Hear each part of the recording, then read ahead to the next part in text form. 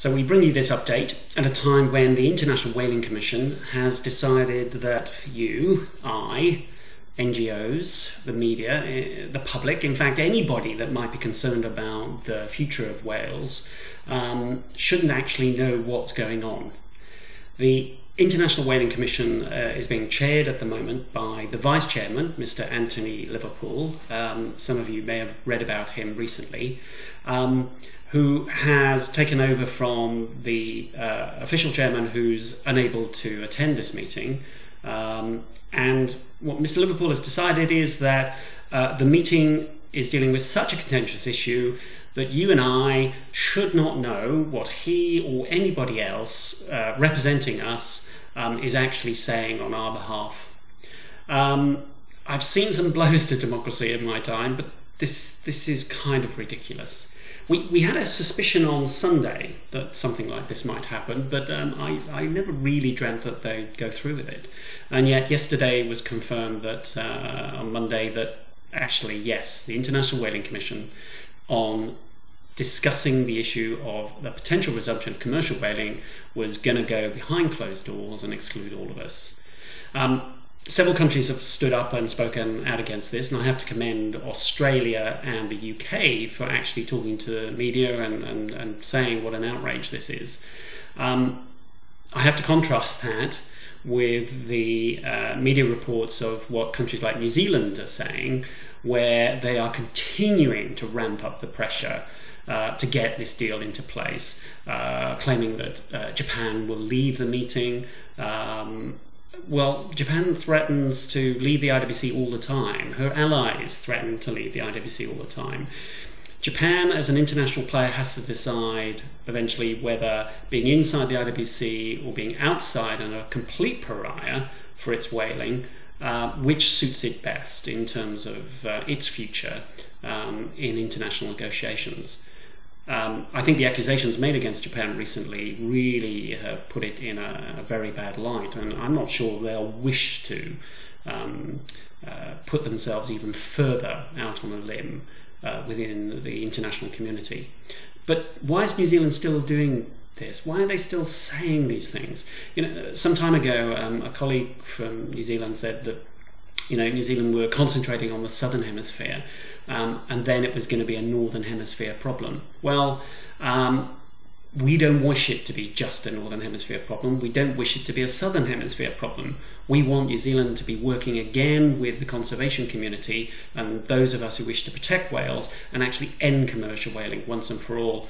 And that's where I have to commend Germany. Germany has been outspoken, representing the majority view of the EU, saying, look, if these guys are going to talk about a deal, the only thing they can think about really is actually phasing out commercial whaling. Whatever happens, it can't be on a whim, it can't be on a gentleman's agreement. It actually has to deliver the end of commercial whaling, and that has to be what they are talking behind closed doors as you listen to this. Where some countries are being strong, other countries are being weak or are being strong-armed. And unfortunately, one of the countries which is doing that is the US. I don't quite know what President Obama is doing here in terms of his view of protecting whales and the promises he made to the American people. But I do know that Congress and various senators, as well as millions of Americans, have made overtures to the United States and to President Obama to ask him to reconsider this absolute push that they're making to try and get this deal through.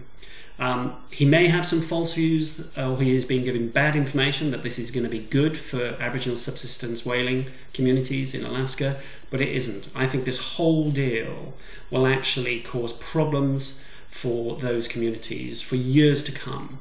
And I'd urge him, and I'd urge you to urge him, to stop the American delegation in the disastrous approach that they're taking at the moment. Whilst the IWC is denying you access, WDCS is going to continue to try and bring you information from the meeting and shine a light into these dark corners where people want to hide away from public view. Today, we've had a delegation from WDCS and Merlin Entertainment, Sea Life, are partners in an outreach program to the public in Europe, have taken a 200,000 name petition of postcards to meet with the EU Environment Commissioner. And those postcards express the will, the fundamental will of the European public that actually Europe should not be supporting commercial whaling. My thanks go out to everybody who signed those postcards and to Sea Life for all the help they have given us in terms of collecting those and getting that message across. We as WDCS pledge, whatever the democracy failings of the IWC at the moment, whatever the secrecy is, we'll get behind. We will find out what is happening and we'll bring the messages to you. We think this is a travesty, and the more I reflect on it, the more I find it appalling that the future of the world's whales, these creatures that we share this planet with, their future, the potential future of thousands, if not hundreds of thousands of these creatures' lives are going to be determined by the statements of countries behind closed doors and without us ever knowing what was said. Well, we won't stand for that. WDCS will fight that, and we'll make sure your voice gets heard.